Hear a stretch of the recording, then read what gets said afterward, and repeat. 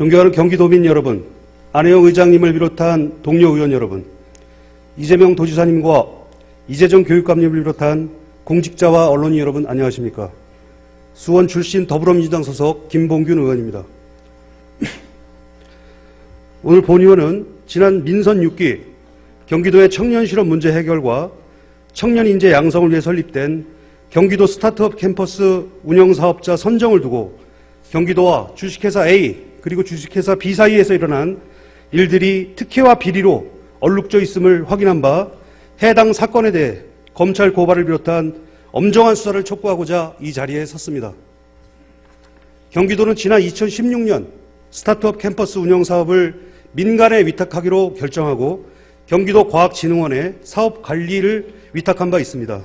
그러나 경제과학진흥원은 136억 원이라는 엄청난 도민의 혈세가 투입되는 사업의 모집 공고를 오로지 자사 홈페이지에만 게시하였으며 이를 통해 단독 응찰한 주식회사 B를 재입찰 과정 없이 단독 사업자로 선정하였습니다. 현행 지방계약법 시행령 제33조에는 입찰 공고는 조달청이 운영하는 나라장터 등을 통해 공고하고 2인 이상의 입찰자가 없으면 재입찰 또는 재공고를 해야 함을 명시하고 있습니다. 명백한 지방계약법 위반의 소지가 있습니다. 그럼에도 경기도는 경제과학진흥원에서 사업자 선정을 보고할 당시 지도와 감독은커녕 아무런 조치도 취하지 않았습니다. 관리 감독의 권한이 있는 경기도가 법령 위반 사실을 모르지 않았을 것이며 알고도 묵인한 것이라면 직무유기에 해당될 수 있습니다. 얼마 전 본 의원이 확인한 감사원 감사 보고서에도 경제과학진흥원이 스타트업 캠퍼스 운영 사업을 위탁하는 과정에서 관련법을 위반하여 사전에 내정된 사업자를 선정한 것이 명확하게 확인되었습니다.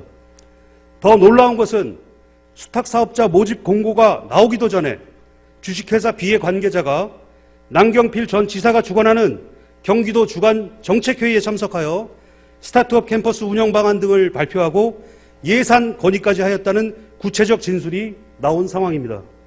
해당 사업에 참여를 원하고 있는 민간업체가 사업자 선정도 되기 전에 경기도지사의 주간 정책회의에 참여하는 것이 과연 있을 수 있는 일입니까?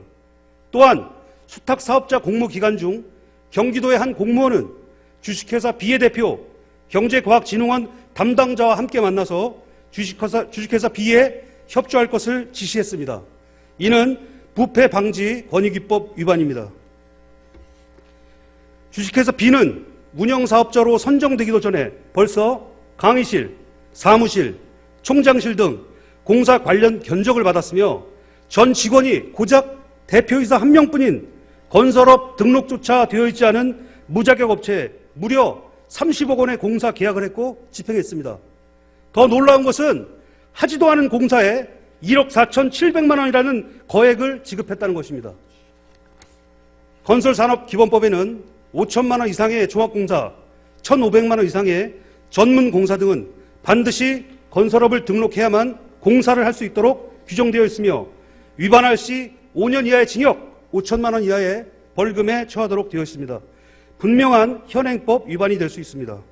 본 의원은 이러한 명백한 불법 행위를 경기도와 경제과학진흥원에서 절대 모를 리 없었다는 판단이며 이러한 일들이 벌어지기 위해서는 불가항력적으로 이들에게 부당한 일을 지시한 커다란 권력이 있었기에 가능하다는 합리적 의심을 하기에 충분합니다. 따라서 본 의원은 경기도의 감사 결과에 따른 엄중한 처벌의 선행과 특정인을 위해 맞춤형 사업으로 전락한 스타트업 캠퍼스 사업의 모든 사실과 의혹에 대해 검찰 고발 및 강력한 수사를 의뢰할 것을 촉구합니다. 도민의 염원으로 출범한 민선 7기 이재명 도지사의 새로운 경기도는 지난 시기 과오를 청산하고 비리를 척결하라는 경기도민의 준엄한 명령을 받들어 거침없는 적폐청산의 길로 나서야 할 것입니다. 경청해 주셔서 감사합니다.